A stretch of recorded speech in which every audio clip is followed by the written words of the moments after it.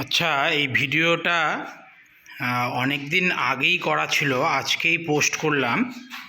Post করার অর্থ হলো কালকে আমাদের বুক ডে আছে। বুকগুলো ক্লাস ওয়াইজ সাজানো হয়ে গেছে।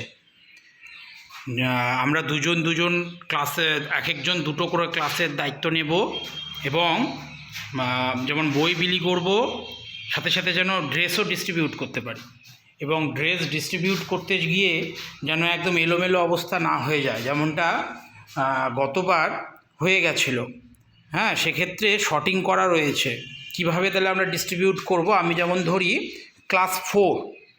ক্লাস ফোরের আমি এখানে দেখতে পাচ্ছি টোটাল এখানে 6টার আছে কাদের, গার্লসের। এবার দেওয়ার সময় এলোমেলো হয়ে যেতেই পারে, তাহলে কিভাবে আমরা সাজিয়ে নিব। এই যে ক্লাস 4 গার্লস এইভাবে লেখা আছে। প্রথমে যখন আমি বই দিব এসব লেখা আছে। প্রথমে আগে ক্লাস 4-এর বই দিয়ে নেব। তারপরে আমি কি করব, ক্লাস 4-এর গার্লসের যে বান্ডেল, এই যে ক্লাস 4-এর গার্লসের বান্ডেল, গার্লসদের ডেকে 6 জন, ক্লাস 4-এর 2025-এর হিসাব অনুযায়ী 6 জন আছে। 6 জনেরই এখানে ড্রেস রয়েছে মেয়েদের, যা আছে সেটাই দেব। যদি কারো না ফিট করে আমি ভাঁজ করে সুন্দর করে আবার এরকম বান্ডিল করে রেখে দেব এবং এই পাতাটা ওপরে রাখার চেষ্টা করব।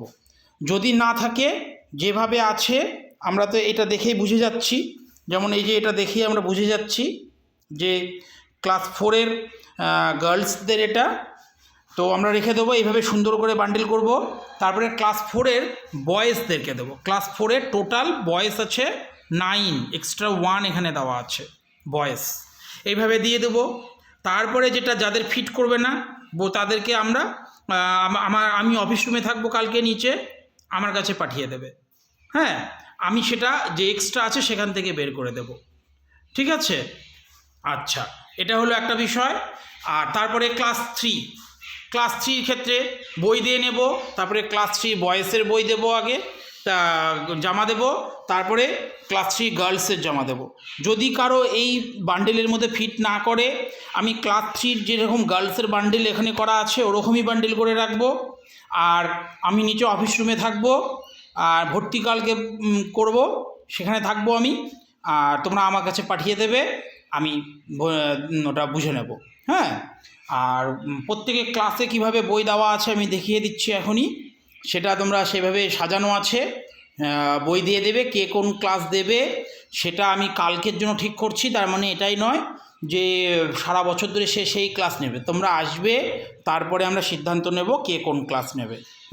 অন্তত কালকের দিনটা পার করার জন্য এই পদ্ধতি। আশা করছি তোমরা এইভাবেই করবে। এবং গতবার যেরকম পোশাক এলোমেলো হয়ে গেছিলো, কার পোশাক কী ধুলায় মাটি সব অন্ধকার, ওই রকম যেন না হয়, এটা আমার বিশেষভাবে অনুরোধ থাকলো। যেভাবে বান্ডিল ওয়াইজ সাজানো আছে ক্লাস ধরে ধরে বয়েজ গার্লস, সেইভাবেই যেন সাজানো থাকে। ঠিক আছে।